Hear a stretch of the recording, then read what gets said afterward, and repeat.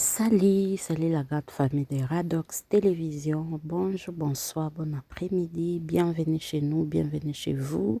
Bonne année 2026 à tous nos abonnés fidèles. Merci beaucoup. Nabande konyoso o bazako s'abonner, bazo partager, bazo commenter. Et ça la vraiment bien mingi. Bonne année 2026, plein de bonnes choses dans vos maisons, dans vos familles. Alors, ceux qui ont les bossos, la famille, n'hésitez pas de vous abonner, liker, partager et commenter. Surtout, cliquez sur la cloche de notification pour ne pas rater aucune de nos vidéos. Alors, une fois de plus, nous sommes de retour avec cette sujet de Tonton Promo, Papa Moïse ainsi que Succès Kasongo. Alors, tu as vu que ba live est salemaki et ba live nyonso peza kaka na kata chaîne ce qui na notalité qui est la live ya intervention ya Era Ramses place wapi Succès ayambaki Era batu pe ba intervenaki live ya Tonton Promo naza nango te na talipete parce que j'étais à l'église. Live ya Papa Moïse d'ailleurs eza wana pe ekotaki hier botala yango et lelo nazotiela bino pe live ya Tata Papa Moïse plutôt Papa Moïse o wapi aye kosenga Fally ainsi que tous les warriors pardon par rapport à live oya salaki na plateforme na ye bandeko eza somo eza benda bika. Alors na oloba mingi te bo aimé Papa Moïse a koki pression ya ba warrior te na TikTok asengi abandon en tout cas avec beaucoup d'humilité, avec beaucoup de respect aussi hein. Notre papa, votre papa a s'excuser naye alobi plus jamais akochaka susu akolobela susu makambo etali musique polémique musique en tout cas ya olobela te atikali basé na makambo naye etali politique. Alors ngape na oloba mingi te tolanda ensemble elongo na bino live oyo eza na deux versions. Version moko eza version ya ba warrior juste kaka ba warrior. Version mosusu eza version ya Papa Moïse oyo wapi ye moko asalaki live asexcuser pe akendaki susu na live ya ba warrior komata na plateforme na bango pona kosenga pardon. Na koyela bino live ya Succès Kasongo oyo pe azalaki epai ya Henriette Kajenga bazalaki phare à phare na président Tony oyo ya ba warrior. Malheureusement Succès aboyaki basala débat na président Tony. Restez branchés. Allez, ciao ciao, bonne journée, bon matin, bon après-midi. Bisous bisous à tout le monde. Tolanda. Mibenga Warriors te Falifil comme une idéologie. Papa Moïse, bazo reproché yo likambo nini. Nazo zelo zonga, bazo reproché yo na yo ki makambatu ba reproché yo na live à lobby. Ba reproché yo ba lobby boye. Premièrement, opesa ki tan mingi te na batu bazo ya ko défendre Fally. Ozo couper bango ba maloba. Deuxièmement, au commis titre ya Alexis ke azo finga. Alors que ceux qui bayoki na ba audio Alexis, c'est comme s'il faisait des reproches na Papa Juna. Et puis, à lobby, selon idée na ye, selon ndenge ya zwaka, à lobby que d'ailleurs kuto ebi ko yembate. Je pense que koloba ebi ko yembate ba lobela ngo ba musicien nyoso. Surtout numéro 1 Fally. Baloba ka yembaka na ba autotune na ebi ko yembate et Papa Moïse na yo moko penengo zana oyebi ke koloba na mutu oyebi ko yembate za ko finga ete. Izaka lokola opesi jugement na yo na neloko ya salaka. Donc na ba audio wana oyo Alexis salaki batu ya Fally ba warriors ba lobby déjà ya fingité mais yo commis titre à injurier et batu bazoya koloba au lieu ba ya ko attaquer Alexis ba komi ko attaquer Fally mais bazo lobezo leka. C'est ça oye salagi ke ba warriors tant que bango ba ko défendre bazo on a l'impression na non non non moi je n'étais pas hier. Bien. Oui papa. Bien. Toi tu n'étais pas hier. Le problème, les débats qui n'étaient pas là, les débats qui étaient là hier, ce n'était pas Fally. S'il faut même être plus clair, Batoya Okotsa comme Fally, Et ça, on m'a dit, il y a des comprendre que, oh. Après, j'ai commencé à me poser des questions. Pourquoi vous avez dit Fali? Et j'ai insisté maintes reprises, mais cette émission, ce n'est pas contre Fali. Cette émission, ça n'a rien à voir avec Fali. Je n'ai pas à comparer Fali ici avec Gims. Cette émission, c'est pour comprendre pourquoi moi, dans mon bali, oh, il y a jeune garçon et lengue, boyazo, finga, papa, Juna. Moi, je me suis élevé contre cela. C'est vrai que plus tard, la zone comprend, mais pourquoi vous, les lives ne concernent même pas Fali? Justement, Les papa, lives ne concernent même pas. C'est pour cela, moi, je veux aussi dire ici, Bandeko. Par exemple, Yo Info. La personne qui fait le live là, maintenant, où est la miniature? Tu le connais très bien. Tu aurais pu lui dire déjà d'arrêter de faire ce qu'il est en train de faire. Parce que moi, je ne peux pas. Naïtu Kolobanga tout le temps, je ne peux. Natuni Batu Awa Lelo. Qui peut me dire lobby ce qui bosala qui Awa de pesanga un seul moment où nga papa Moïse j'ai dénigré ou j'ai insulté Fali. Mais au chantier Malobanani monte. Monte, belle cour, je vous fais monter, et ça, je vais monter, monte. Et tu vas me dire où j'ai changé la... C'est là, ozo loba na yo, belle cour, kanga micro koloba. Tout son anabiso. Okolobeska a changé ma loba. Et avec politesse, d'ailleurs. Au moins, n'ingelo na lobi, net yo nengo zaliwana. Oye billet. Tu aurais pu lui dire que Papa Moïse n'a pas billet, benga Papa Moïse, je ne pense pas que, oh, bah, toi, c'est Papa Moïse. C'est vrai, par moment, au Rosa Ozo diriger live. Et quand vous dirigez les lives, vous contrôlez les lives, certes, mais il y a des gens qui montent, chacun met son point de vue aux Oyokape Batu. Et c'est à ce moment-là qu'aux essayez de comprendre. Mais quelque part, je ne suis pas responsable des dires de certaines personnes. Et j'essaie, c'est ça le panel. Bon, à quel moment ces gens peuvent penser que nga, na figi Fali, ton azo dénigré Fali. Na dénigré na nini. Je l'avais dit hier, les gens m'ont demandé, est-ce que Fali a une légende? Il y a quelqu'un qui est là, je crois, qui m'avait demandé. Oui, Fali est une légende.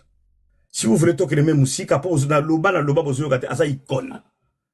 aujourd'hui, c'est lui qui porte très haut l'image de notre musique, c'est Fali Poupa.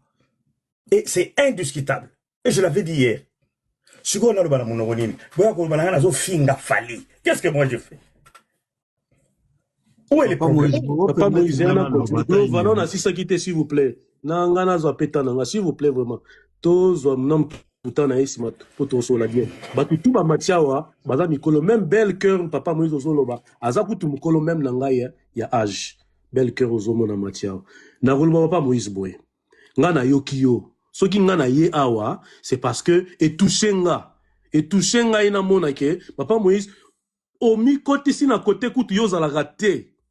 Ba live ya ba warriors na ba goloa tika yango to so makambo to so la ya biso ndenge ba leki no bayaka awa tika makambo e bima na kati parce que na biso papa mais info, je te répète, je n'avais pas fait les lives de Gaulois. Justement, s'il vous plaît. Écoutez-moi, info. Écoutez, hier, en miniature, j'avais mis le garçon qui avait insulté, j'ai mis Papa Juna et j'ai mis Gims. Papa Moïse, Alobi m'a, c'est là la noté, Alobi m'a bé contre Gims, et puis Alobi m'a bé contre Juna Nap Gims. Et je voulais juste comprendre, mais c'est ce que je ne comprends pas. Yango na ngina expliquer pour comprendre sikoyo. Awe kendaka bwana musique na biso Congo. Soki yo tie loko moko boya mutu moko azali pro, Fali ou pro fere. Okozwa batu contraire na ye. Bakoya balamusi moto ba pelisi na ndenge mususu. Yo zwi likambo. Omoni ndenge tshaki sujet na yo. Du fait que zayaka Alexis, bato faire bakoya na se wana bakomata, bakoya koloba o tout bakoloba. Sikoyo bato Fali, soki bango pe ba ye ekozala guerre entre bango. Yo nde sikoyo koma lokola neti muto oyo o créer likambo wana. Alors que tala ki yo te, il fallait même pas o aborder sujet oyo. O tiki yango na bato musique parce que lobi tango yo fungoli live. Yo tche sujet. O tche sujet, bato faire ba profiter. Na expliquer en bref ne makambo ezo kende. Ezabo papa Moïse. On va pas revenir sur ça. Non, il y a une explication, moi, Mouké. Écoutez, info, Yokanga, très bien. On va pas revenir sur ça. Moi, j'ai déjà parlé. On va pas, je ne reviens pas sur ça. Info, Yokanga, Mouké, on va pas nous justifier parce qu'à Tato Bandi Koloba, tu sais comment fonctionnent les gens. Personne n'a accompagné Bisso. Moi, aujourd'hui, je voulais tout simplement dire à tous les warriors que je n'ai pas insulté Fali. je n'ai rien contre Fally. Et Fally reste et restera un grand artiste de notre pays. Et que cette histoire doit cesser parce que nga, naza tonton promoté, naza s'occuper nani te bato ba finga ba Fally ou ba sala ba bêtise qui bo benga qui Marlène boyebi bango. Ce n'est pas moi. Donc je retire ce qui peut-être na loba mabe. Comme on dit, j'ai fait l'amende honorable. Je n'ai rien contre Fally. Je n'ai pas insulté Fally. Je n'ai rien contre Fally. Je ne suis pas dans ces histoires, il y a warrior, na gaulois. Mettez-moi loin de ça. Un problème na Falité. C'est justement, et on a Matibinobo aller dans ce sens-là. Et je vais te demander tout simplement, comme yo, au yebi, ndekouano watenga na miniature, bazako finga, bazako saboter. Il faut yebi ça y est. Zoba capture, kenoko yebi ça y est, atikanganye. Parce que je n'ai rien contre Fally et je n'ai rien contre lui. Basola na ba promo, basola na bato, basola na bazako finga ouvertement. Boyebi bango. Moi, je ne suis pas de cet acabit et je ne suis pas de ce monde-là. C'est tout ce que je vais te dire. Qu'on aille plus encore ce qui s'est passé parce que on va encore remuer, ça sert à rien. On va continuer à s'expliquer, ça va rien faire. Ce qui est passé est passé. Ok, Papa Moïse, ngana yokio, ponga na chuté, na rosé la au briefing. Na otika Fally ndenge nini na lobela Fally te. Ngana sala ba live ba musique te. Na otika Fally ndenge nini. Est-ce que na aussi ba commentaire, yo moko motanga sous commentaire. T'es pas sur ba otika Fally on dirait ngana sur ngana que est-ce que vous na figi Fally? Vous souvenez ngana biba ka Fally na ninga ba be o Fally abobi moto. Il y a même des lives qu'on a fait ici sur Kofi Olomide par rapport à Makamuna et Nini. On a fait ça par rapport à Mwazida et tout. Il faut pardonner. Papa Moïse, on a chuté, on a chuté, juste 2 minutes. Si les sagas, si, juste 2 minutes, Nazoma Pesio Maloba. S'il vous plaît, une minute, s'il te plaît. Non, pas Moïse, au Katinga Mingi. Nangina Loba, pas Moïse. Marambo Ezaboye. Viens à Biso Juna, Azana, Ezalina Audio. Oh, mais tu reviens encore sur ça. Non, moi, je ne suis pas dans ça. C'est sous polémique. Polémique exatée. Ah, mais je te dis, on ne revient plus sur ça. Pour clôturer, je vais dire ceci. Moi, je fais les lives pour clôturer, je vais parler au Warriors. Natiki Wana, Papa Moïse. Natiki Wana. Je vais dire ceci. Fally Poupa, Bandal Longwana Bandal. Abandi Ndoule Naena qui bomona na 12 ans. Tilelo. Azo mataka kalikolo. Soki, gloire à Fally, ezo déranger Batou, et tali bango. Yako continuer. 2 stades, 2 jours, il y a stade, et les 2 et le 3, et qu'on tombe à plein. Et 2 jours, ça fait combien? Ça fait 80 fois 2, 160. 160 000 personnes, au coup divisé en haut, et qu'on ça là peut-être combien de Arena, et belé. D'où bandeko Fally bo fanda pena kimia ba Warriors bo kipete parce que but eza boye ezali kolinga ko inciter bino na ba désordre bo bosa na ba date na bino bo bosa na yango te ba biezo te kama son lot de ces salama na ya liboso ya mi balé tikali une partie infime po etonda d'où ba makambo ele ka kezonga ki boye etali bino te Papa Moïse a lui maloba na boyoki. Merci. Et que depuis ça mutunayo pour zapir mutunayo pour yebi atika bilogona. C'est d'ailleurs la première des choses que tu devrais faire. Il fallait bengaye. Olo bane tata wa no tiewana Papa Moïse bozo finga bibila za mokolo. Ozo kotina ba bozo bana mino, c'est papa n'est pas dans ces histoires-là. Arrête ce que tu es en train de faire. Donc en descendant ici, va déjà voir l'autre parce que c'est ton ami. Tu devais plutôt commencer là-bas. Si vraiment toi, tu viens ici. Merci beaucoup en tout cas. Là, répondez à Lukambolobi, s'il te plaît. Ah, vous répondez les sous. Oui, parce que Moutouyo Lobby, il est dans ce droit yaye d'étant fan ya Fally. Problème est athée. Atchanga na minati, merci. Iko yongai, na ke solane ndenge yo lobby. Ok, merci beaucoup. Merci. On va prendre Clova. Oui, Papa Moïse, vous savez, na Congo, bonne année à toi déjà, meilleur vœu.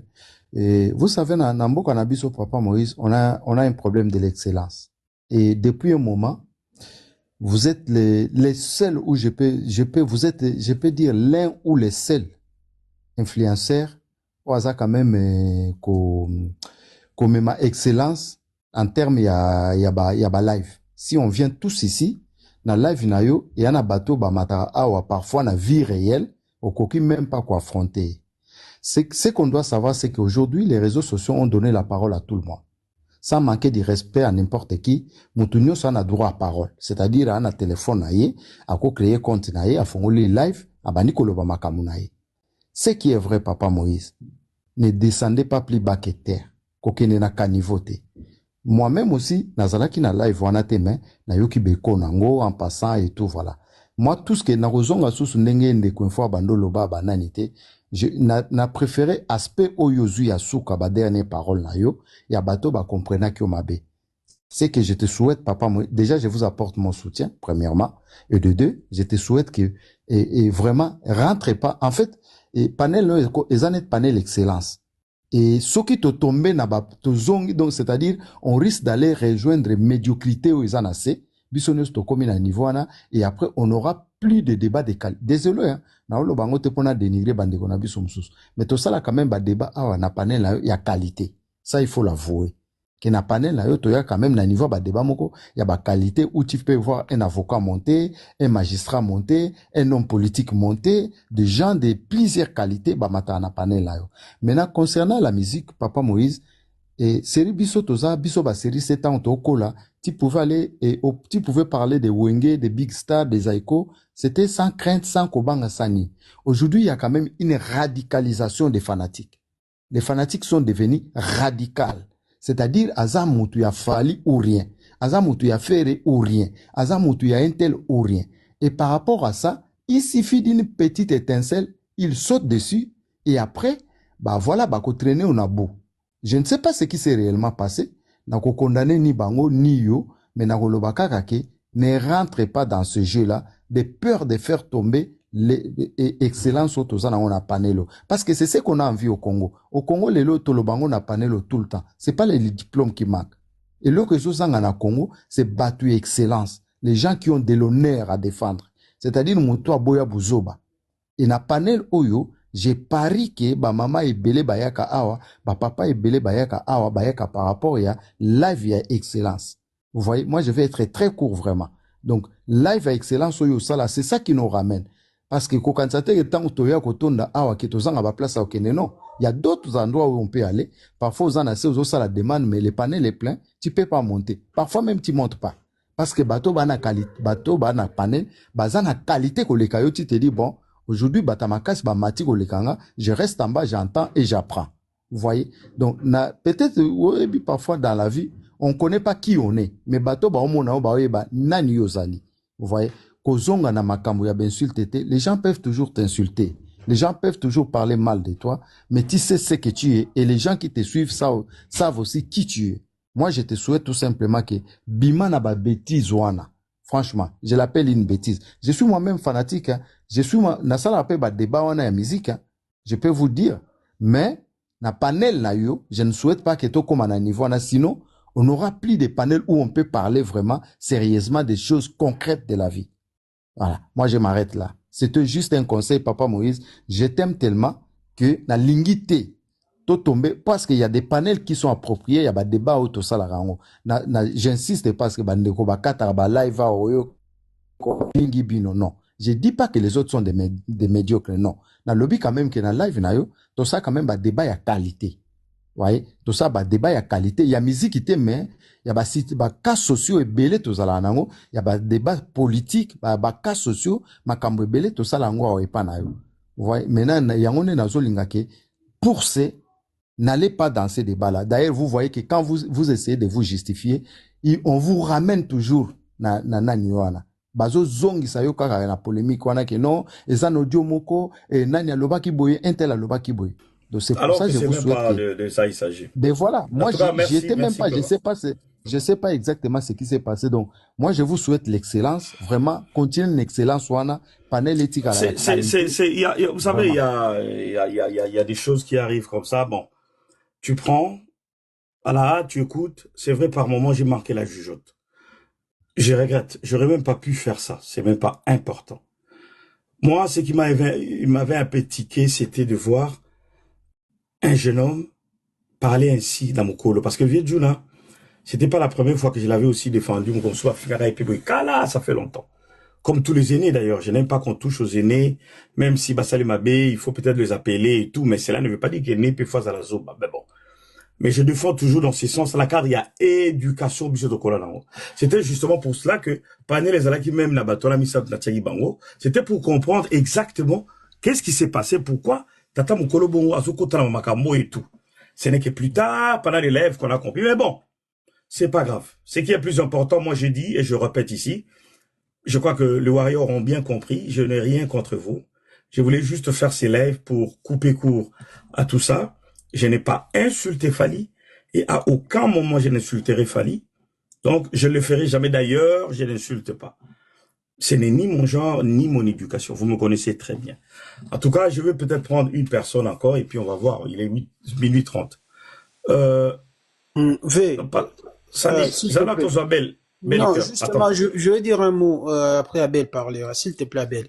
Belle, plutôt. Tu coupes les lives, s'il te plaît. Je coupe tout simplement les lives. On va couper, t'inquiète. Non, en fait, non, c'est pas une question de s'inquiéter. Voyez, les faits, il y a Kokinde. Ne descendez pas les gens. Namakambo oyo milai, yango ezo sala ki makambo ezo ba proportion mosusu. Ofingi falite, tu l'as si bien dit. Au bandoro kota lisusu na ba biloko ya pamba pamba te. Pourquoi? Parce que monde wana eza monde moko boye, il y a désordre. Soki okoteli e fali bakoloba koza muto ofingi fiere. So okoteli fiere vice versa. Tikala na bandi nayo. Donc tout simplement kata life vie. Kata life. Non, t'inquiète, Nazo Kata, j'écoute juste une personne et puis on va couper le live parce que moi je viens de parler avec les gars en question. Nchungu c'est mon ami. Vous voyez, je lui ai parlé. Kata live vie. Kata. T'inquiète, on va juste écouter une personne et puis on va arrêter. Parce qu'il était en bas, il disait, sinon ça va paraître comme si, au compte ici, vous tout est, tout est pas le bas, après on va couper. Alors, belle cœur, belle cour, 2 millions. Ouais, bonsoir, Papa Moïse. Bonsoir mon frère, allez-y. Bonne année. À toi aussi, bonne année mon frère, meilleurs vœux à toi. Ouais, merveille. Tant que ça live le na ça qui demande na mata. Est-ce que température à live va ndeko sala? Yo moko santé que yo kolo live que température ezaki bien té. Ah oui, c'est ce qu'on vient de me reprocher d'ailleurs parce que Batouba Yaka, à un moment donné, tu vois, c'est ce que tu dis. Biso ngana yo sali makamususu, au moins batoso makamususu. Voilà, ngana za série 6. Série 6 ya musika kutu. Ouais. Moni leki nanga mataki info alobi na yo. Kolanda voix nanga te. Na série 6. Biso faut éduquer ba pecho bazo ya na ba série 7, ba série 8. Tant yo sentaki température na live bato bazo maté belé. Bazo ba n'importe quoi température ezaki bien te, il fallait katango. Il fallait katane live place au comprendre que na que température ezaki bien te. Petit frère nanga na Alexis, na uta ko benga eta yo so la live na sengi demande pas no boko matsanga. Na bengi amata na live na yo a se justifier. Tellement à ça les demande ba boko matsa epé. Ba bloka boye petit na finga ité. Finga ité parce que to sulane na ba WhatsApp na opeso pe numéro no sulane atikala jamais ko finga vetuna. Alors ba ga ve ayebi ko embate. Et ça peut normal, il fait payer sur l'hôtel dans la star, les raconter un peu choc star, bah vivre la musique, tout ce que le monde vient de voir ça là, Yamalonga et Zati. Alors, vient de azotia ce que bon, boulot na banana et tout ça na carte. Et puis tant tout ça va live. T'as la rappel na seba, âge bah tout ça va na seba, âge na bango. Tout est baraté. Nicolo peut bazar na se, tout au ça là va débat musique peut c'est bon. Mais oh ça là qui lobby bah tu vas mater qui est belende bah tchaki va mbui. Oh bah nego mata bah ça là qui va goloa. Na ba tu mususu ba ta kofi ba zo mata ba nda koloba ba n'importe quoi. Yango mona kita Tony a mata qui prince Tony. C'est mon petit. Mata qui tango zo loba. Na yo et ça là qui doit beau changer ba parole bozo soana. Otiki là qui est tenté. C'est ça on va te vendre condamner yo. Il fallait pas que tu aies biloko na ele kalobi ndenge salamaki non. Ba âge tout ça comme na se ba âge na bango ebi bango te mais puis makambo ba poto so sala ba live ko tala makambo mingi te ba poto ba kala live so ya te za na bato ba ya ba poto kala pe baza biso pe tokutaka bavie na biso bayaka na bapoto biso na ba 87 tokuti pe bato bavie na biso banda ozala donc sozosala balive nosala balive bien miziki na sepelale kotiaka babiloko na biso akala toyokaka balipwa banini ozoexplike biso bamakambo soki tobosana yo olamusaka biso na badeba ya boye kokota yango tro te parce que yo oza na foti te nga na kokondane yo te parce que température azaki na live nde yo komprenaki yango te bato bandaki komata nde batie yo siko na mbui bandaki koloba ba n'importe quoi tie ekotisi bamakambo mosusu donc eloko na ngai naloba merci Belcourt. Merci. Bon, on va pas revenir sur le passé. Moi je crois que hier on avait moi j'ai fait un live, c'était juste pour comprendre pourquoi garçon à la loba bamakamwana. À aucun moment j'ai insulté Fally, à aucun moment j'ai dénigré Fally. Je n'ai rien contre Fally. Je n'insulte jamais et je n'insulterai jamais Fally. Avant de clôturer ces panels, je vais tout simplement dire un petit mot. Nous devons essayer de prendre de la hauteur et de grandir. Au jour d'aujourd'hui, c'est vrai, par moments, nous pouvons avoir des lives, des divertissements pour nous divertir. Parce que nous souffrons un peu trop au niveau de notre pays à l'intérieur avec la guerre. C'est vrai que par moments, on peut parler des sujets de divertissement pour nous permettre de respirer un peu. Voilà pourquoi moi-même qui fais la politique, de temps en temps, j'essaye aussi de prendre des sujets divers pour vous permettre aussi de vous détendre. Mais ce que je veux vous dire avant de chuter, mes chers compatriotes, mes frères, mes grands frères, mes petits frères, mes petites sœurs, mes tontons, mes aînés, mes parents, essayons de prendre de la hauteur. Ce qui nous unit est plus fort que ce qui peut nous diviser. Nous allons nous entretuer pour le querelle de musique. Nous allons nous entretuer pour tel a dit ceci, tel a dit cela.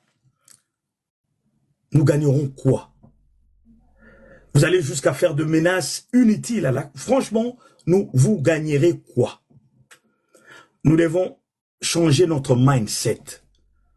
La musique, oui, de temps en temps, on peut critiquer. Je l'avais dit hier.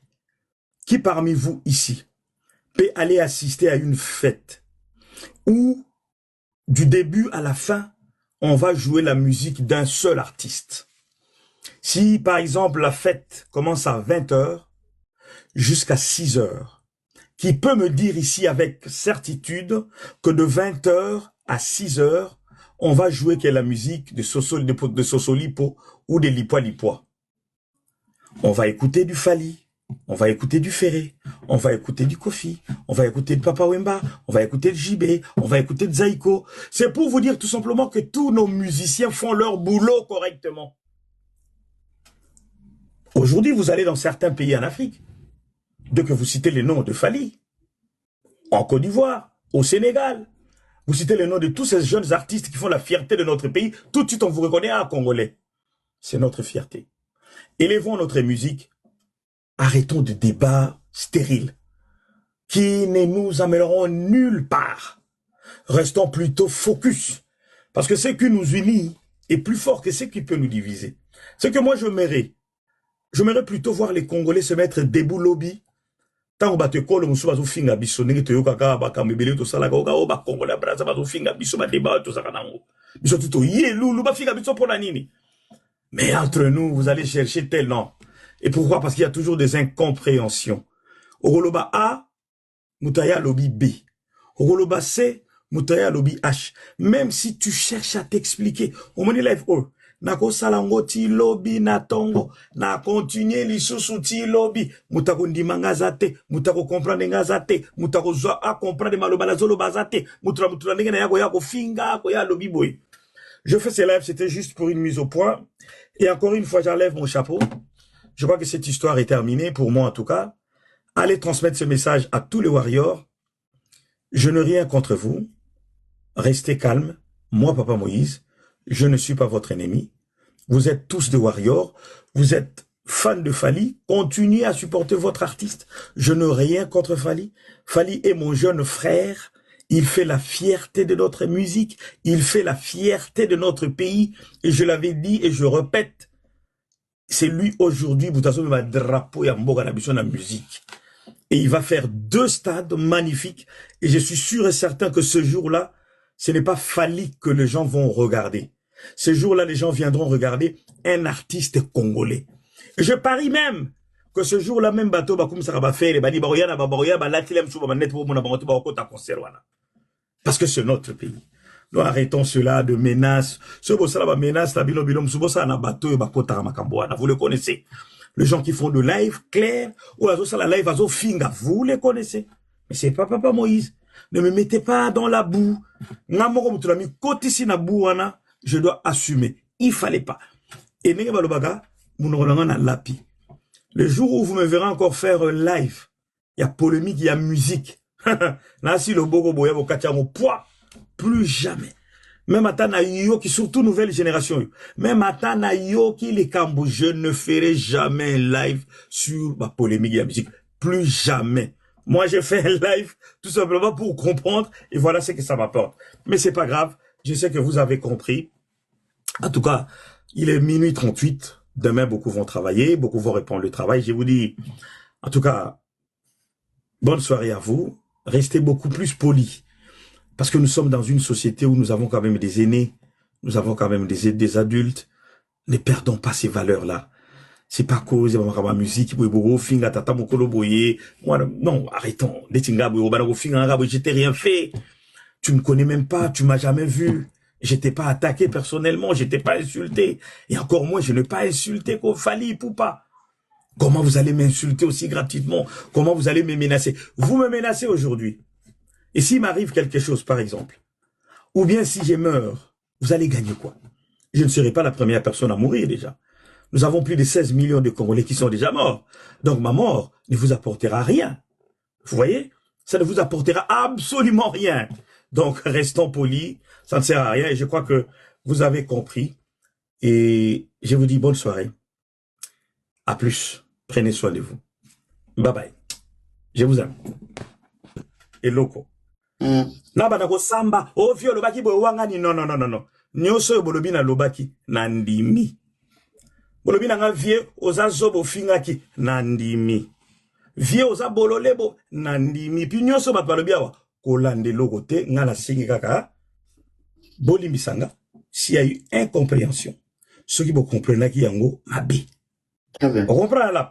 C'est tout ce que je voulais dire et je veux que cette histoire s'arrête parce que au moni eloko batu oyo basala la musique boyebi bango au moni ba photo tiwana batu wana nde boyebi ke bango ba kotaka na monde wana peut-être ba vivela kana yango mengaite na sala kana politique na sala kana le msuba ba analyse na biso ya vie parce que je suis coach de vie et politique na zana ngana makamwa musique te na ebite loko ni tinga na kota kuna lelo na yeko makamwa.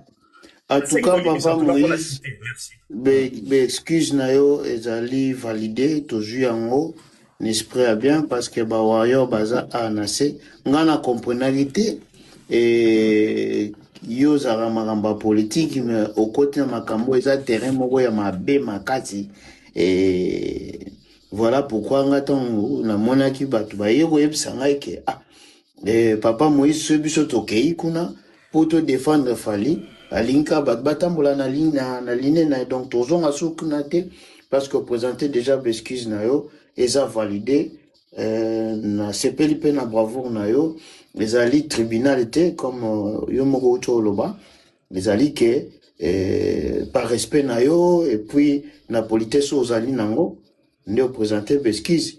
En tout cas l'histoire ça s'arrête là dès que yo et histoire pe. Merci papa, bonne année à vous. Merci. Bonne année à vous aussi. Nazo senga lisusu pardon na ba warrior na mikitisi botikanga na za vie na bino, na za ndeko na bino, na za na makambo na te. Vraiment soki lobby erreur salamagi na lapi. Ndenge balobaka na soupe na tina munoko soupe ngo bololo. Na okota sumaka so eloba peut-être butuna. Ouais. Kuna gogoyate papa ya fouter. La ya fait souter merci. Merci en tout cas botika voilà bonne soirée. Merci époque ni malamu. Merci beaucoup Ndeko Moïse. Merci mon frère. Que Dieu vous bénisse. Merci. Merci. Vous aussi. Merci. Ro Kitsalonga merci. Très bien. Alors la famille Sandy, on va quelque chose.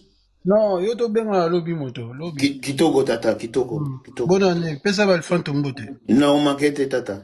Kitoko. Éduqué. Je suis quelqu'un de très poli. La salle à makambu ya musique était. J'avais fait ces lives, pourquoi? Toute la journée, j'ai reçu les images. Il y a les Kinabiso Wechi. Et je vous informe déjà que Wechi, Alex, comprenez déjà que quelque part, on peut avoir même des acquaintances ethniques. On a dit, oh, biso ça va mongo, ba ana mongo. Et pas na biso ba ana mongo. Pas finir ba kulu tout. Neni mwana ya zulu baba langage boye juna yo, juna bi. Mais c'est qui c'est? Je vous dis, papa et logo. Les autres sont les premiers. Na yebi mwana wana te. D'ailleurs, pour ça la affiche, na tuni ba babi kombo ni nani. Babi kombo na Alex, babi Alex Wechi. Oh, babi Wechi faut ça mutete là. Peut pas na biso Wechi ba tete lingo loba nganga. So ki mutu Wechi lingo loba nganga bi. Bon na yebi bon. Mais pourquoi so finga vie boy na ça il a tout. C'est que d'ailleurs na live wana chaki na to zolo ba miniature na chaki zalaki miniature ya Yewechi, miniature ya Papa Juna Janana et puis à Nani comment il s'appelle Yigims. Ce n'est que plus tard. Ndena bandi ko comprendre que donc le pesande boye. Batu bandi ko mata. Yevia jana na mutaloba ki boye. Ezala na mutaloba ki boye. Ndena yeko comprendre siko kia esa conflit ba warrior na ba kolwa. Et c'était déjà trop tard, les lives étaient lancés. Et je faisais tout pour calmer les jeux. Et j'ai tout fait. Si quelqu'un peut me dire ici, et loco, azana capture, n'engue nazana live no sikoyo, eza tribunal tebe nazo sengaga, amata, alo besika o papa Moïse ngada lobaki fali soba, fali imbécile. Hier je dis ceci, Fali c'est un grand artiste de notre pays. Hier j'ai dit ceci, Fali c'est lui qui porte le drapeau de notre pays. Aujourd'hui, hier je dis ceci. La musique ya Congo Lelo, le number one c'est Fali. On se comprend. Et je dis, ceux qui cherchent à comparer Fali et Gims, vous avez un problème. Pourquoi vous voulez comparer l'incomparable?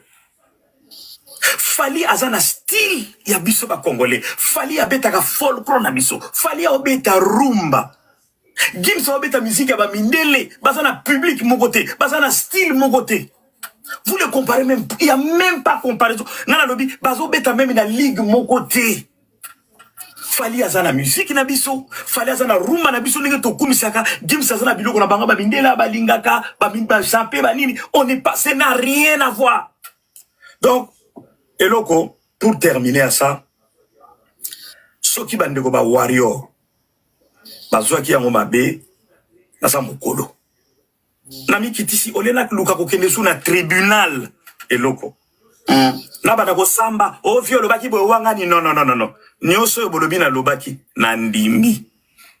Bolobi na nga vie oza zobo fingaki na ndimi. Vie oza bololebo na ndimi. Puis nyoso ba balobi awa Olande logote ngana singi kaka bolimbisanga s'il y a eu incompréhension ceux qui vont comprendre qui yango mabe. On comprend là. C'est tout ce que je voulais dire et je veux que cette histoire s'arrête parce que au moni eloko batu oyo basala la musique boyebi bango au moni ba photo ti wana batu wana nde boyebi ke bango ba kotaka na monde wana peut-être ba vivela kana yango mengaite na sala kana politique. Analyse la vie parce que je suis coach de vie et politique. Nazana ngana makamwa musique na ebité loko ni tinga na kota kuna lelo na ko makamwa. En tout cas, papa Moïse, excuse na yo ezali validé toujours en haut. N'esprit bien parce que ba warrior baza anase ngana comprenalité et yo zara maramba politique mais au côté makambo eza terrain moko ya mabe makati et voilà pourquoi ngaton na monaki batu ba yego yebsanga ke papa Moïse biso tokei kuna pour te défendre Fali alinka batambola na ligne na donc tozonga sokunate parce que présenter déjà excuse na yo eza validé na sepeli pe na bravoure na yo ezali tribunal était comme yo moko choloba. lobby sur le lobby en Guana. Donc, on a comprendre en c'est bien. Il y a été qui beaucoup de la moutumoko, beaucoup m'a sacrifié moutumusus, beaucoup m'a crucifié moutumusus. Mais le la vie à comprendre, à 5 excuse devant tous les warriors. Tout le monde a tour oyo, je pense que tout le Kinesta de France en gros, na rythme oyo, tout ça, on est tout ça qui na maman oyo est Togo, na suis togolais voilà. Celui qui est togolais, je crois togolais. Tout ça, on est voilà. Mais à Coco.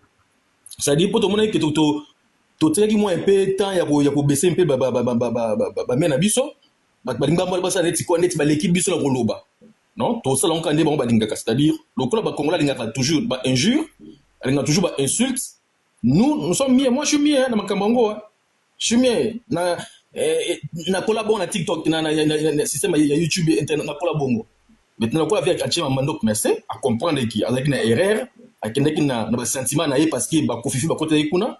Moi aussi, je retire mes paroles. Oh yo, na loba kilobi pona.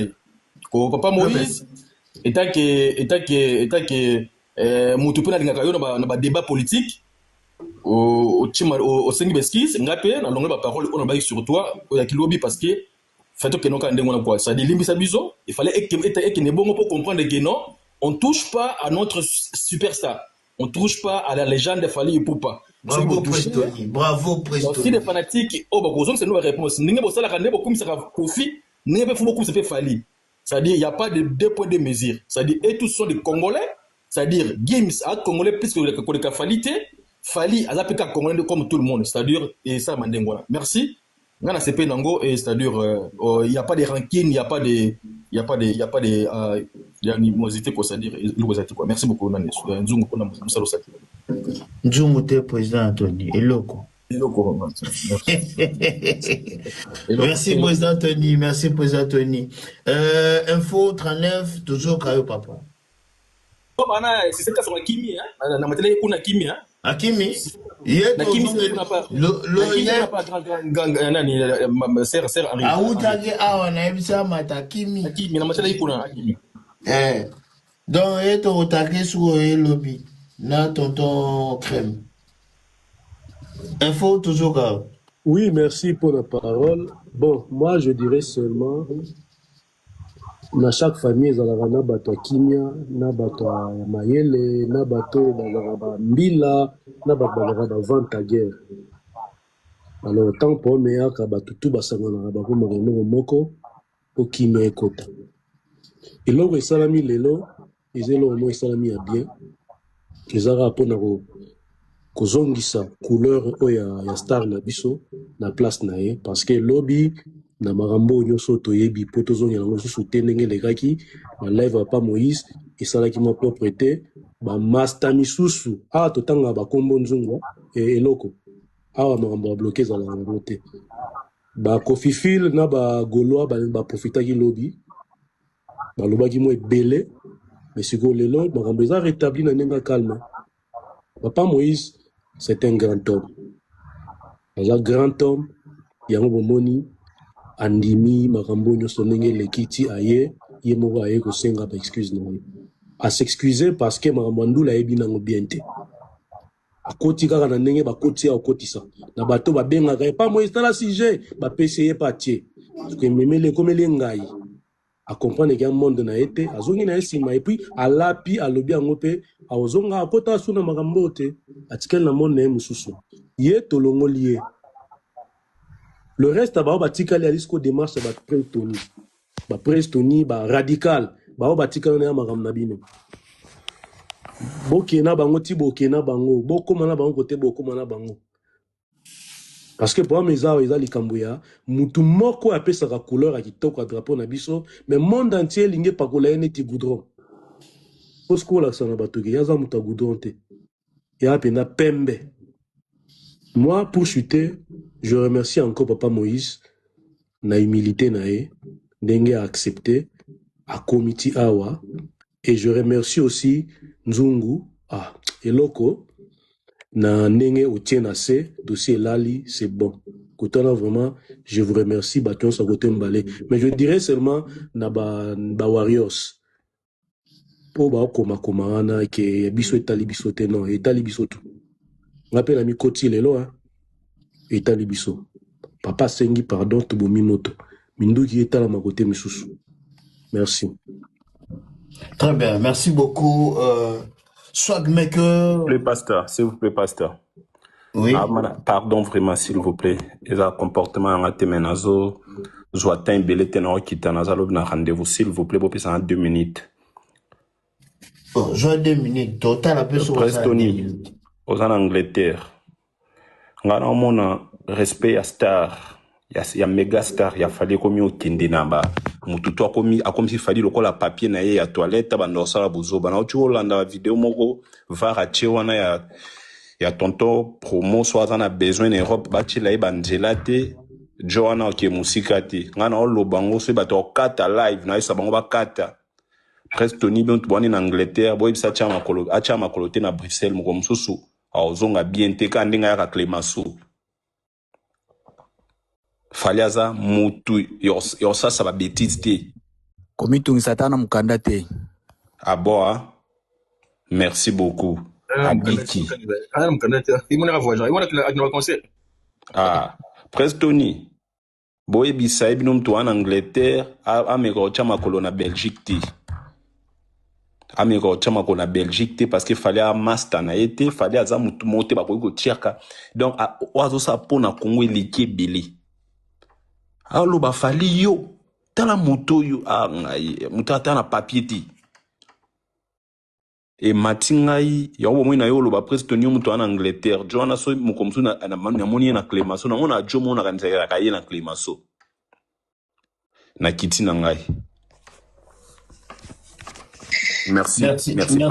Merci Raman, merci beaucoup. Okoyako beta papa bato pamba okanje tout ton promo. Tout ton promo ouais, faut azana mukanda te abimaka Angleterre te. Na si pete sa bimata Londres. Asuka gana Londres. Ramone keba obeka papa pamba okanje. Akokana na to. Vous lâchez pas plein. Swag toujours Kayo, bonne année à toi. Ouais, bonne année à tout le monde, bonne année Iloko. Bon, awazanda quoi. Parlez. Ouais, apesanda kuna biso ba yo.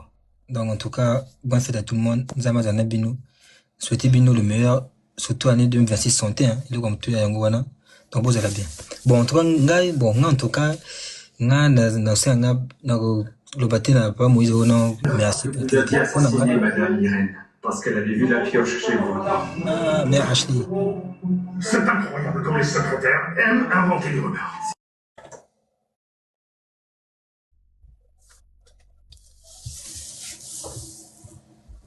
Oh, na continue là, bien. Pourquoi Bozo Tchai n'a mené Boyko? Continuez là, papa. Ouais, bon, on a aussi un coup de merci, on a encouragé. Ils ont en tout cas pas Moïse a sonné merci Nangate parce que je trouve ça pour moi hein, besoin le côté parce que il a fallu que Bawaraba monte au créneau pour qu'il y ait s'excuser. Non, c'est trop facile. En plus la première fois moi j'ai déjà suivi les Kamouya Bagel à l'époque URM. Il est sorti, il a fait une sortie médiatique aïe Batubaye. Je pense on a gagné la monnaie deuxième fois. Donc c'est son habitude. Il a moutou ya média avant de venir sur la toile Nelo Komoko Boye. Il faut analyser. Ça se passe comme ça. Et comme tu as dit, donc bino bachindi na bino kama fali. Donc bino bachindi c'est comme fali on a bachindi linga. Non. Arrêtez de montrer les gens en tout cas les voyants beaucoup ça bango. Donc ngaba beaucoup sangate. Donc il a fallu que nzungu baloba. Bato baloba pour que baya ou basenga. Non, c'est trop facile. Mais asina nga na usanga pa wayo. En tout cas, c'est comme ça. Des warriors, il y a des départements tous les alliés. Bato ya costume Bakoya, diplomatie, le malangwa, matawa, tu sais, à ce que ouais, vous savez, moi, l'image, on a malangwa. Bato ya, le ridicule ne tue pas, Prestoni. Donc, il y a un département, il y a donc, où y est, tout y est. Vous avez un pasteur, il est comme ça, mais Koya, pas ça. Donc, vous avez un bateau, donc c'est comme ça. Aujourd'hui, tu touches à Fali, Elio. Parce que, comme, le représentant c'est quoi? Normalement, on touche pas la famille Juna. Mais attendez. Mais surtout la famille Ipopa, dans la famille Juna. Quelle est la famille qui a autant vendu la RDC que la famille Ipopa? Donc, fallait pas, donc vous avez, donc, par exemple, on peut péchiner famille à Ipopa, à Juna, pas respecté. Mais attendez. Donc, tu avais dit qu'il fallait des papiers, tout à hasard, la monnaie à pétiner. Non, c'est trop facile. En tout cas, bravo la Warrior, parce que tu as espère on va commissariat vivre en yamwana ba hotel monsieur pas Kofi Penabou ba lo banepe ba tali ba fixer regard via télémi ah ba vieux ba tika mon fallait l'équipe bango ya mon ba ko ka fallait ta kota bango chobo na makolo hein quelle sorcellerie oh là là pourquoi il demande muninga bo sali binoni hein non oh vebidi bidi penache ache pena maile na buzo ba lobby ko ve penache mais non force à Warrior na commentaire na mona ki on lobby via comme tellement traumatisé tu mutuna seabi non beaucoup finganga non mais c'est trop hein ah papa bidi non ils ont raté bino papa mukolo bono bo vana te boyoki bino so mamba fali boyaka non biso to yoka kite biso ba pesi biso message mais so ba finga fali toyoka kite biso ba pesi biso message so que comme tour ya ba répliquer allez beaucoup mieux ba fali ba tamema na poto fali même na poto pa ofinga ta aloba na bino bien na Bruxelles fallait alobi nga même bino na poto bo travailler pour na batunu surtout bo mona wana bo zapa bo kipate hein ba petite na ba ocho ya mikolo ba landre wana to mona bakali ya na mbonga gouvernement bakali ba tutu ba bia na mbonga gouvernement po finga fali bo tikalo ba tam kolo morote hein atam kolo morote franchement c'est la honte hein papa bidi franchement ozo ça la biso soni vraiment tendant lingo na communauté mais il sopio terrain côté est tellement glissant donc il faut assumer hein. Ah, au commis ridicule. Le quoi linga yoza mais qui connaît tout au commis ridicule hein. C'est que son date on a qui hypocrite to occupé na biso était parce qu'il est déjà hypocrite on connaît quoi assumer t'es hypocrite donc m'amener to le bateau oh kuna mususu kutu yegutu donc tonton porno to landage tout to moi mon gars quoi moi clochard mon boye to landage souté franchement trop c'est trop hein vraiment 2026 to coach en boto que na bino boy comme boy fallait ben na bo souffrir longtemps donc beaucoup souffrir longtemps. D'abord, on a beau tirer sur combien de mois, beaucoup calculer binum parce que on doit souffrir qu'à chaque jour, on doit créer car bah mécato, on doit créer bah mécato, beaucoup souffrir. Trop c'est trop. Hein? Dis comme on est na moi na Monique ça la binonini. Car code de verrouillage, on a kanda zoé, on est traumatisé binon. Hein? Car code de verrouillage, musu so mataki na garçon matin lobi na mona ki président Tonyo azo s'attaquer na ebo qui boka bol, sur comme mon bois. Oh papa, dis comme tout cas c'est bino ba fanatique. Au moins, on peut monter bon donc talenté là à niveau. Mais ça n'a pas nous dénigrer Fali. Maintenant, trop c'est trop, hein. Trop c'est trop. Oh, vous nous traitez par Warrior net bâtiment va moins que rien dans la communauté net. Non. Non. Si vous voulez que le niveau va capacité à Warrior va niveau non surtout. Le quoi bien nous va finga to finga te mettre donc non va détail. Donc on a des détails, donc on a jabuzoba. Boye to finga absolument mais on papa bidi dans la communauté c'est papa bidi donc comme là on a buzoba. Il faut assumer. Trop c'est trop. Oh là là. Boni boli comme nous na mwana muninga.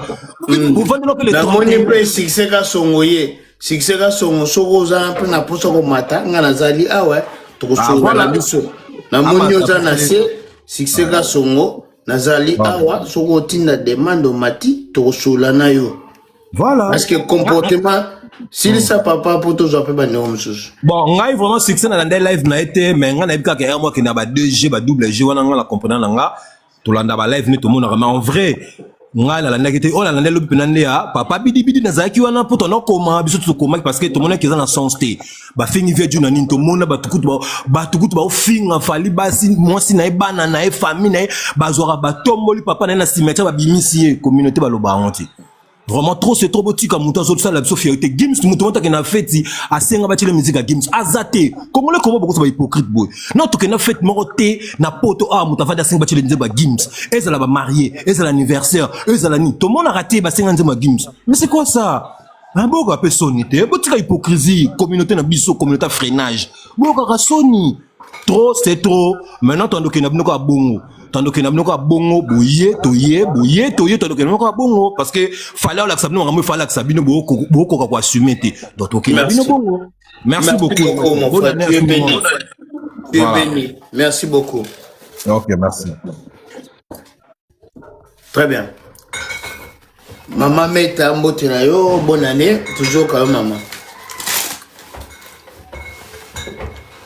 micro neza okanga maman nanga.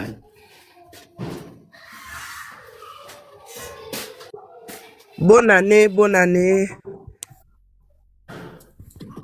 Allô? Oui, maman. Bonne année, maman. Ah, bonne année na ba warrior nyonso. Bonne année, Nayope. Amen. Likam to lo bakaka nga mana matika pona finga tonto porno. Tonto porno imbécile na yo moko kana Oh! Imbécile na ye moko, imbécile a mwasi na ye, imbécile a bana na ye, imbécile a libota na ye mobimba. Donc fali aza muninga na ye te, nana ketchup aza muninga na ye te, akozalaka ata muninga na ata mokolo moko te. Donc tokeka ndengwana. Et puis Gims wana bango bazo kumisa na nga Gims banda lelo ti lobi na otika kolinga Gims jamais et si qu'on a tchaka fali. Fali apesa batu misala. Fali a contribuaka na nini ya mboka wana. Gims asala baba bomengo na ye na kata Maroc. Do bomengo ne ba Marocain mutu ba bénéficiera nango.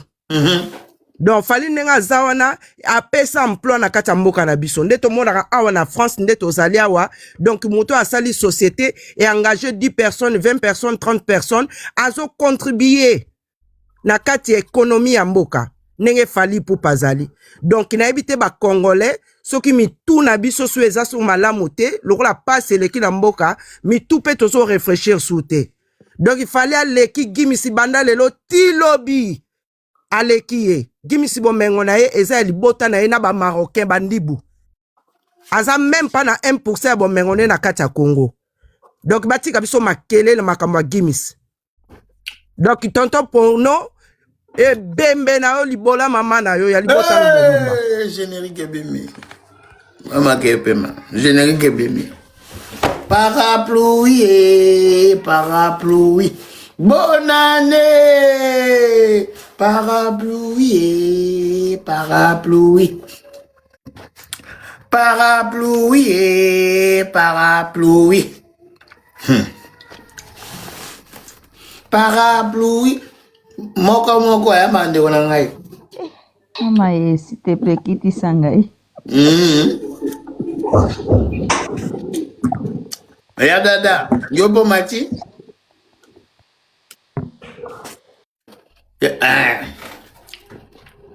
oyo asali demande te yango oyo ngai nazo surveille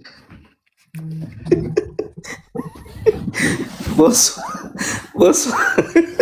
ozosenga mais abeti générique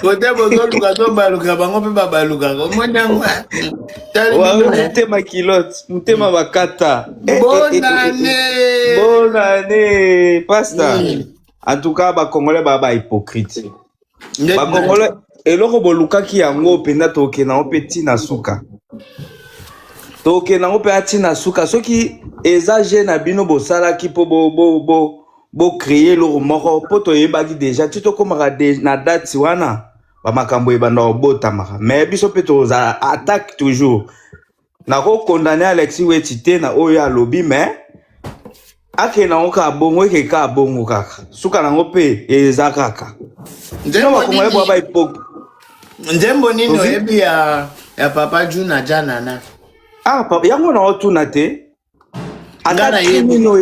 ata cri oyo ezala succès na Congo nga nayebi ezali tika lokuta papa so oyebi tiela biso toyoka parapluie parapluie parapluie yaya tozoyoko susu te asepelaka ndenge azwa chance bana babima basala kombo babenda ye c'est tout mpona Congo aza eloko te baale oti lobi ozokanga te na bandi oyoko sikoyo totapote la vie s'il vous plaît nalobi boye asepelaka ndenge bana babenda ye asali kombo na bana na nsima bana mpo na Congo banda lelo ti lobi aza eloko te Alexis Weti afingi ye te alobi eloko te mais aexplike ye oyo azali ozo comprendre a expliquer o ya zali siko bango nde ba pelisi yango toke na onka bongo bino ba congolais na ba fête na bino bobeta Gims na ngwa ça la anniversaire ou bien soit mariage a beta Gims e bandeti suka ba hypocrite toke na bino peka ati bongo mère matali so beta ba générique et ça moi bien. Oh c'est fort, merci beaucoup ndeko ngai a toujours doit mutu moko bon envoyer encore mutu moko mobali to mwasi mususu matata oyo kayo parapluie bidi parapluie. Bonsoir à tous, bonsoir Pastor. Bonsoir. Nanga passé pe message nanga boy. Biso na Congo toyebi ke fali aleki Gims kobala. Etali biso te Gims abeta 80 New Arena, ata 80 dates. Biso nous les blédards autouti Congo toye awa tomoni vena biso nde abani musique ni na Congo ti amemiango awa a plus ay awa leki bango nyonso etali biso te fali aleki Gims aleki Daju aleki La Fouine para biso kutu aleki bango nyonso Gims abeta 80 dates dans New Arena etali nango biso te fali aleki juna jana na musique ni abeta bon amsu ne pas nga za kite bom na za jeune mais na yebi eta musique mo te na ka ba franco na ka ba tu na yebi musique mo ka juna papa si te plaît papa zela en plus de la ya si ça auto kitana se azoteya ngana beta mamona ngalo bamba manga kitana papa 600 minutes une minute papa zela nanu kanga no miko si te plaît papa kanga no miko nzungu oti papa masumu azabilité o leke papa masumu oti na yebi se ke papa donc kuna mama Rita papa chéri papa il faut se rozana c'est bolimbisa s'il te plaît motema kaka na loba kaka na sali tuna profiter kana kitaka na se pona ta bate bupeza kufimba si c'est ka so au moins le système na sala ko tout mutu na bi c'est libume ko kondi ote papa libume za toujours na se ya koteba lokwa mwana mwasi faut ça la live au monde dans c'est ka so faut ça la live lokwa yo njoto nyonso makata nyonso ya elongo na sima faut ça la live ndenge zoba ya tato ya Londres ndenge zabo abota kate papa soki pornographie salisa bana na bana obota na kati ndako no salisa ba adeno yeba soki bana na baza nani Mario moko bozoba ya tata mbesi yo moko mama na yo na fingi no mama na yo bongo papa masumu tala respecter ma kunjana yo pembe sinale live bazo sinale live makasi bande onanga bota pote live na bien ba donateur ba bozate pour sécuriser live ko bande ko mais ça peut faire ça la passe tout tapoter na ma case parce que live déjà signalé ma case faute ngate tant botika ba kuna ba finga bino botu monalité donc nga live nanga ana église ba wayo ba samsala bango la waraba bonjour papa Eloko bonjour vraiment je tenais à monter pour souhaiter vraiment une bonne année santé bonheur tout ce que tu veux quoi là vous allez recevoir des bordures en français tu n'as pas eu en 2025 que Dieu te l'accorde en 2026 merci papa Eloko je voulais dire quelque chose tu sais nous on était très occupés là on s'occupait de Fali Poupa comme tu le sais Fali Poupa est en train de jouer à Abidjan en ces moments il est à Abidjan là où les bonnes personnes les vrais debout se sont lavés ils ont mis des beaux costumes et tout pour venir voir Fali Poupa. Le ticket commençait à 250 000 francs s'il te plaît donc ça veut dire une affaire de 400 euros de place. Donc ce soir, Fali Poupa est sur scène. On était très occupés. Ça, Papa Loko, j'ai dit, ça c'est des broutilles. Ça là, on va gérer ça propre. Parce que nous, on avait dit un truc. Tenez-vous prêts. Le fait qu'on a le Stade de France là, ça ce n'est que le début. Mais on est prêt pour vous. On est prêt pour vous. Papa Loko, il n'y a pas un combat qu'ils ont fait contre Fali et puis ils ont gagné. Ça c'est des broutilles. Toi-même, tu as vu les gens aller coucher dans les cimetières. Tu avais vu, tu n'as pas vu. Toi et moi, Papa Loko, on a fait des veillées de 3 jours sans dormir pour défendre Fali Poupa. Oui. on les a vaincus. Ça, c'est des broutilles. On va bien s'occuper d'eux. On va courir avec vous en brousse. Oh! Courir avec votre... On va courir en brousse comme ça. Papa Eloko, on est prêt pour ça. Quand tu vois nos visages, là, c'est des visages qu'on a pitié de quelqu'un. Ah, mais non. Je suis pas sûr, hein. On n'a pas d'état. Papa Eloko, je te dis la vérité sur tout ce que je cherche. Sur le stade de Fally Ipupa, tenez-vous prêts. Ça, ce n'est que le début. Ils vont venir dans toutes les sauces. Mais on est prêt pour vous. Toute personne qui sera un obstacle, on va l'allumer. On n'a pas d'état d'âme. Oh! Oui, on n'a pas d'état d'âme. Hommes, femmes, vieux, jeunes enfants. Tout ce qui va se mettre sur notre route, on t'allume. On n'a pas d'état d'âme. De la même manière que vous avez ridiculisé Ayou Arena, on va encore augmenter. Parce que moi, j'ai toujours l'habitude de dire comportement des habits froissés, réaction de fer à repasser. Oh, c'est fort. Faut répéter-moi ça. Voilà. Donc, quand vous emmenez votre comportement babier là, vous allez trouver plus timbré que vous.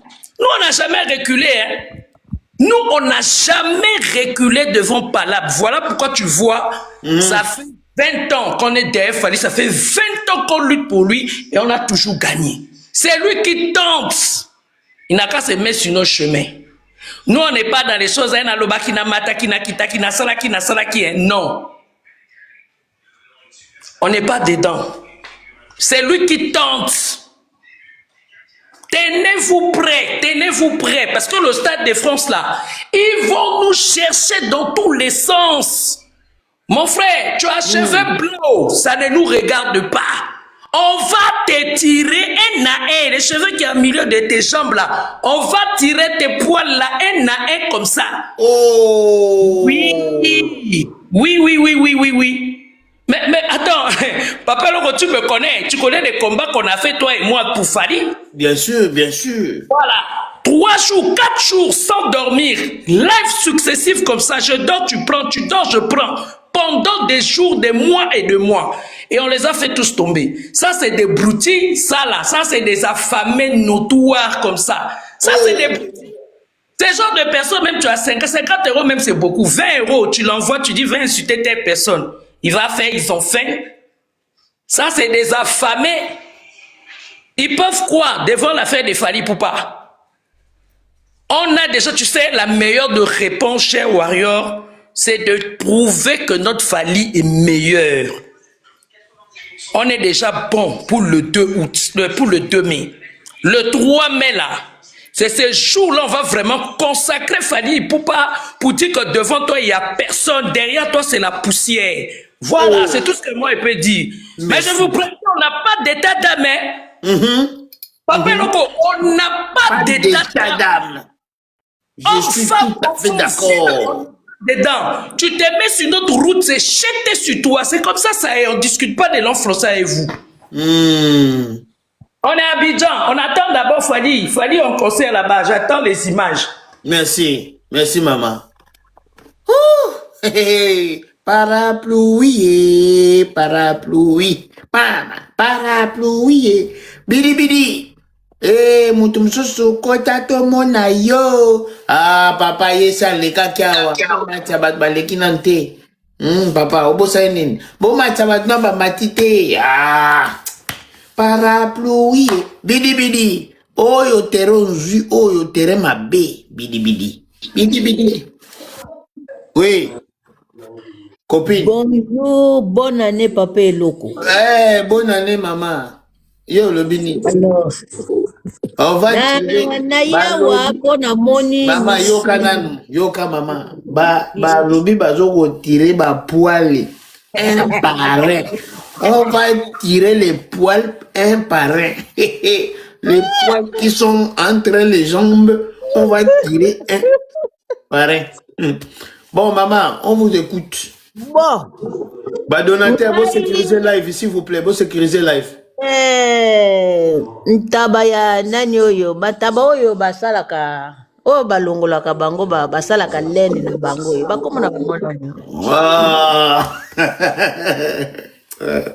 oyebi bata bango te papa eloko oyo balongolaka baleni wana basalaka bango baleni wana bameme bameme wana oyo mandefu ezalaka pembe milai wana omoni batata oyo misato oyo naoloba nani mibale oyo kutu na otya ye pembeni oyo aza na nsima oyo aza linete lokola mongolo oyo yeyo ye mpenza apesanga kanda moko tata oyo nayebaka te nalobi bawari oyo na Londres baza te babende mandefu wana oyo ya pembe wana oyo alati linete lokola moto aza na misu 5 heures oyo ye fali azalaka na nyongo na yo soki toto porno fali azalaka na nyongo na yo omoni 2026 oyo na 2025 totikaki bino tolobaki tovanda kimia tokokipe bino te me tomoni ke bino bolingaka bokipe biso siko 2026 todeside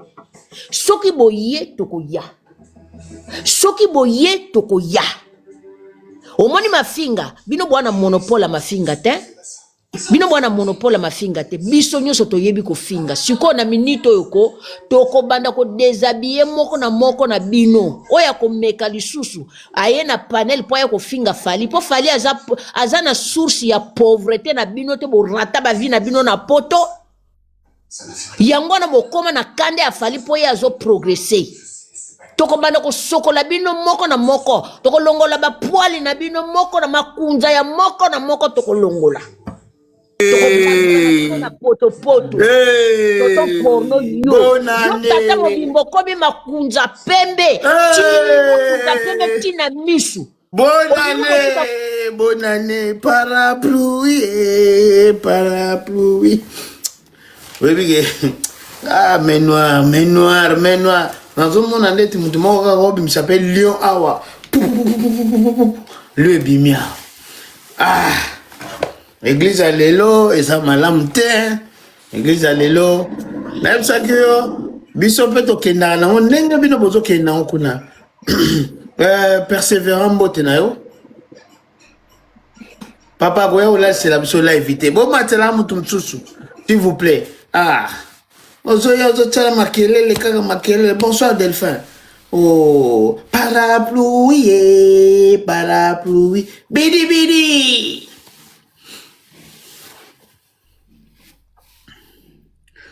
Bidi. Le royaume des assassins de la mer. Okitaye. C'est devenu un lieu mort, mais on ne sait qu'à Okitaye.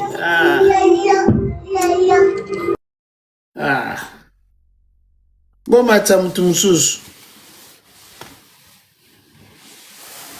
Parapluie. Babokote. Ozomona muniere ekoti muniere. Maman Chantal Boni. Malamu papa ko bonane ngala zo tapoter na mati yo mo yo tapotaka na yo mama tapoter kuna tokoma na 200k. Kiti sanga. Magida mino mko msusu bolo sanga makamba salte Magida. Magida. Bokita Magida. Oya la sala invité papa.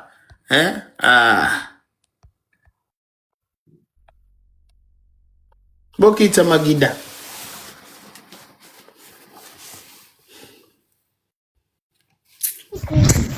Ndeko mbote.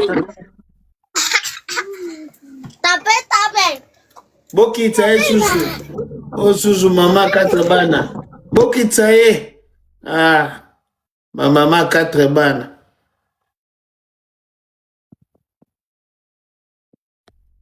Nani susu kuna? Bomata batu. Nathalie Mbote. Mbote papa nga na otapote leki na ngobo kita na bilonga. Yo pozo tapote kitsa yo. Nga na otapote na nga na se. Tapote mama to goma na 300k. Merci.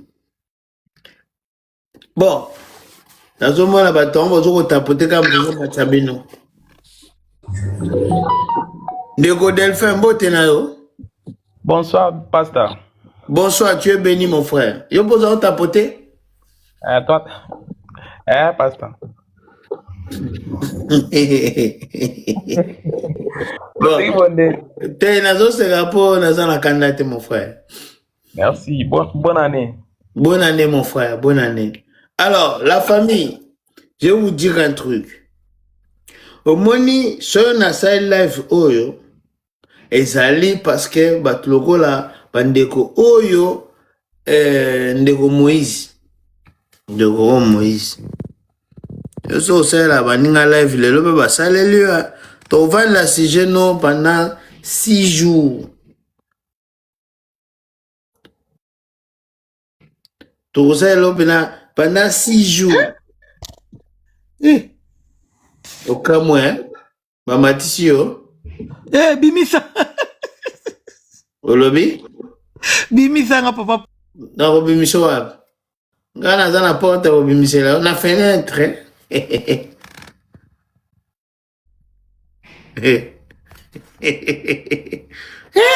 Ndiye mutamoni liwa. Bimisa nga.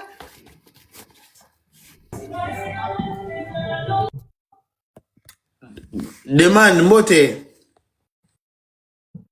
Bonsoir. Bonsoir, papa. Oh, les modos, s'il vous plaît, Moutaza Djalikolo, vous retirez pas, s'il vous plaît. S'il vous plaît. Quand quelqu'un est déjà en haut, il ne faut pas les retirer.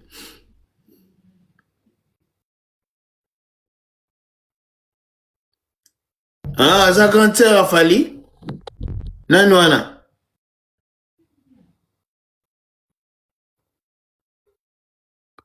Nanouana. La monnaie était? Maflo? Mais maintenant, continue.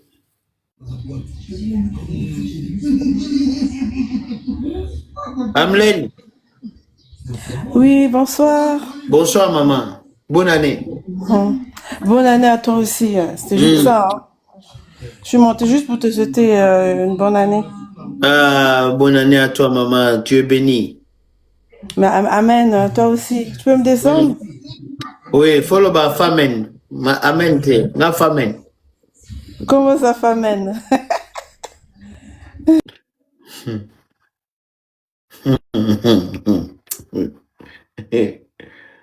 So was a faux chanteur, Maintenant, on a tapoté. Maintenant, Tinda Lyon, na mona Lyon wana ya bonne année. Et au salabe, tout banda début année na kanda nyustu. Pasteur, attends, j'avais mon bimba, il faut. Ouais. Ya, on est dans Tinda na nenga sala Marcelo ngap no saka bongo. No saka bongo. Maintenant, Lyon. Demande, bonjour mon frère. Bonsoir, pasteur. Bonsoir, Limisa Biso. Bah, Moussa non, pas de problème, pas de problème. Pas de problème. Pasteur. Omoni, ngana ko landakaka papa na biso ya mandefu apembe wa azala awa. Ye makasi na kwatake Fali, makasi na kofinga Fali. Omoni papa wana azala en Angleterre. Ngana pesi yo défi. Soki olukelinga mutu oyo azwi conversation na papa wana ya na anglais ata ya 5 minutes na pesi 100 livres. Zakafuna loba anglais. Nanu na yoka yete aloba anglais ata ya 1 minute aloba te kaka lingala. Parmi batu oyo tangu to oloba intégration eza zéro. Père wana aza na kati. Père wana aza na kati. Donc yendenge za wana alukaka distraire ba congolais ebele e bato baza inconscient nde balandaka ye. Aza moto moko boye. Na ebite eza ba mo misusu na ozala eza très gentil koloba na ye ba mo wana. Mais loko ona olobaka aza na intégration te. Intégration na ye eza zéro. Ndeka na lobi awa nga défi na ye eza kaka nzungu okuteza nzungu teza eza na église. Soko kuta na mutu azu conversation na père wana ya 5 minutes na anglais nga na tindi 100 balles. po aza na eloko oyo akoki koloba te, aza na makambo ya malonga oyo akoki koloba te, aza intégré te, aza instruit te, aza na sagesse te, aza pe na mayele te. Toyebi te soki kategori nini tokoki kotia ye. Sikoyo omoni bandeko oyo misusu tellement bayebi ke soki ba attaquer Fally mutu akoloba aza te, yango wana ezopesa bango force ya kokontinue kosala buzoba wana. En tout cas tour oyo na 2026 oyo batu oyo batakaka, batu oyo balobaka buzoba, bopekisa mutu te, botika batu bapotana na kati wana lokwa bango balingi kotambola na kati ya potopoto. Comment est-ce que bozo tambola na 2 poids 2 mesures? Ba même makambu soki eza côté mususu bobengi batu ba homme du moment, ba homme capable, batu boye mais soki comme na tour a Fally, c'est comme si Fally azalaka congolais te, to Fally azalaka nde nini, Fally aza étranger te, Fally aza congolais lokola congolais nyonso. Comment est-ce que bino bozo vilipande mutu oyo azo memela bino honnêteté na monde oyo désordre ezali, mais bino bozo mono de yende mutu osala désordre? Batika eloko wana, batika eloko wana. Pasta bino boza batu oyo parmi batu ebele bolingaka batu baloba buzoba te, batu basala makambo ba insanité te, mais en tout cas bandeko na biso ba warrior ba radicaux botika bango ya tuku oyo mutu oyo ko attaquer mutu bo attaquer Fally batu tango ba ko attaquer bote ya mutu te, biso nyonso to potana na potopoto parce que ndenge toza awa mutu nyonso azana munoko ya koloba babuzoba o bango balobaka. Ezaka ba éducation na biso et permettra biso te to kende banzela wana. Siko batu oyo bazana possibilité ya kosala eloko wana to tika bango, to encourager bango pe comme ça to ba mona pe ke ndenge za wana tango bufinga ka Fally aza papa ya batu. Bino bolingi te ba finga ba papa ya batu, bolingi te ba critiquer ba papa ya batu, bolingi te ba benga ba papa ya batu ba faux chanteur, mais et pas na bino c'est normal tango bazo finga Fally faux chanteur. Tango bazo finga Fally mwasi ya Fally aza na famille te, aza na famille, aza na mai na makila. Donc na 2026 oyo père ndenge za wana mutu oyo akofinga Fally, batu oyo bakoya ko défendre Fally na ndenga buzoba, biso pe to encourager bango to koteya pe mutu te. Merci. Parapluie, parapluie, bonne année. Bamsusu bazo noale, bamsusu bazo so basoso. Touche pas mon godjamoka, toujours basoso. Eh, toujours basoso. Très bien.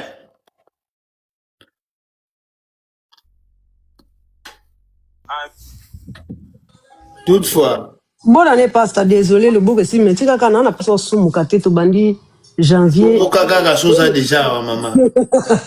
Donc, toi, le 1er janvier. Donc, les 2 chèvres de M. Séguin. Oh! Ça, c'est fort. Les 2 chèvres de M. Séguin. Promona, Moïse Ouana. Pasteur. Les 2